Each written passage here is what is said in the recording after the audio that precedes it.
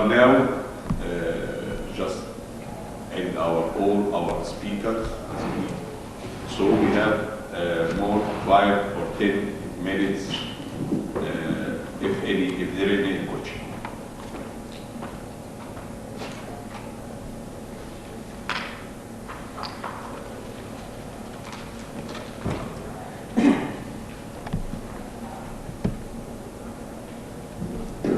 My question for Dr. Yu. Yeah. Dr. Lee? Yes, Yu. You mentioned about the simplification for the. You mentioned about the simplification of the molecular fiber. Sorry. Are you success? You did a comparison between the fiber has a different degree of substitution. Are you success to control the degree of sublimation?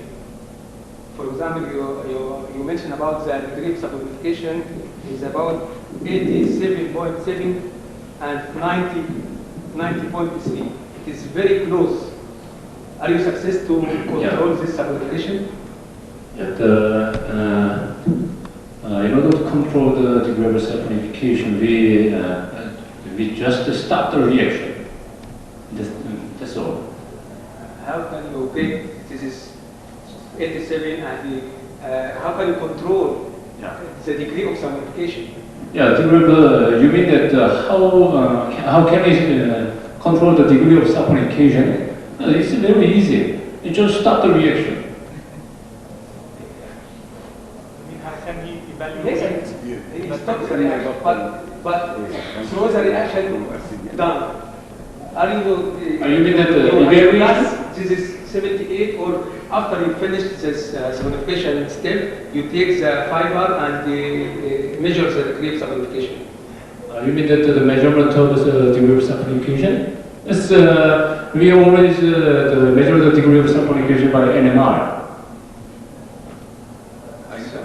Anyhow. You mean how to maintain the temperature throughout the experiment? Not temperature. How to adjust the concentration. Yes. Yeah. Yes. How to you want to ask how to maintain the concentration throughout the reaction, throughout within the period of reaction. concentration of what؟ طب هو يوقف بس ازاي اقصد ازاي هيقول ده 70% هيقف عندها ازاي 70%؟ بقول لك انا لازم يكون عاملها من الاول يعني وعامل كده ما بيقولش كده قال بيعمل ستوب he did stop for the reaction. degree of saponification and time of reaction or time of saponification, and then you know that at that time it is 80 or 60 or 70, so he is heating for some time and then stopping heating or diluting or something like that. Surely he has done that before. Did you use the dispersing agent for the saponification step? Dispersing agent? Dispersing agent? You mean that what kind of dispersing agent? What? What do you mean by dispersing agent? What do you mean the dispersing agent? For example, something like oil or polyvinyl acetate or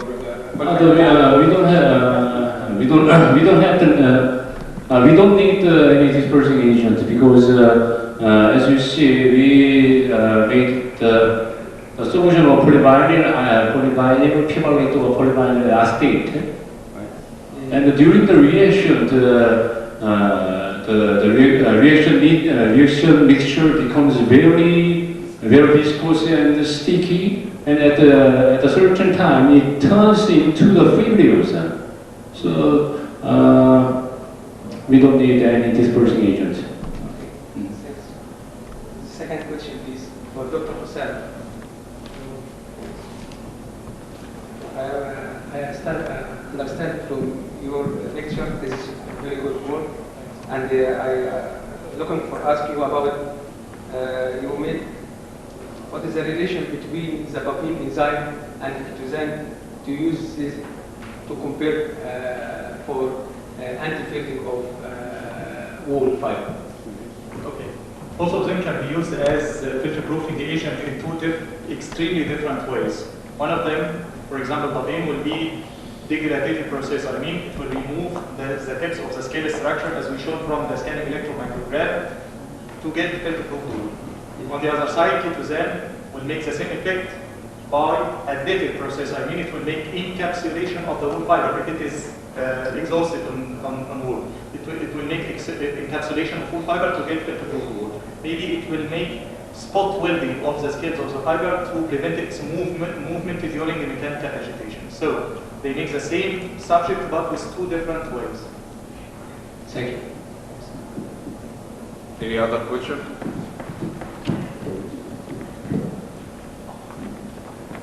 Just very quickly to Dr. Saeed, if I can. I found your paper quite interesting because we've done a lot of work on enzyme applications on wool and finding an alternative to chlorination for streak-resistant pre-treatment would be very valuable. The thing that I felt about your own paper was that you end up with copper left as a residue on the fibre, and this must have an adverse effect, of course, on dyeing processes. And I wondered if you tried other polyvalent ions which have less effect on the dyeing process as opposed to copper for the catalytic oxidation of the surface. Thanks for your questions. I find it's very interesting and it's very important point because, as we all know, copper causes yellow of wool fiber after treatment. But on the other side, in the sulfatolysis process, we have decreased the degree of yellowness to some extent, and we have tried very small concentration of copper. In the past, they have used up until 2 grams per liter copper, and in our study we have chosen only from 0.5 to 10 milligrams. So the degree of yellowness is not very high compared with the previous studies. Until now, we didn't try the dyeability of or the dyeing properties of wool treated with such system. And I guess you will have the right. Of course, it will be point of study. And in this case, if we find your theoretical aspect is correct, we may choose another method. But you know, copper is one of the least harmful metal ions. We have chosen before nickel, and nickel, the maximum allowed concentration of nickel is 4 milligram per kilogram on the wool fiber. Copper is 40 milligrams, so we are playing in 2 different parts, the ecological aspects and of course the technological processes like dyeing. And we hope that we may be successful to make a balance between these 2 points. And thanks for your interesting question. I can add something because you see the copper itself, when you are dyeing, It will chelate with the dye solution. It takes more than. Of course, even you see the fastest properties of the dye wool after the copper treatment was better than before. That's interesting. We're talking about copper chelation because the dye stops, and that's likely to happen. This does be significant residual copper. Your concentrations are very low. Thank you. Anyway, thank you for your attention and attending our session, and thank you so much.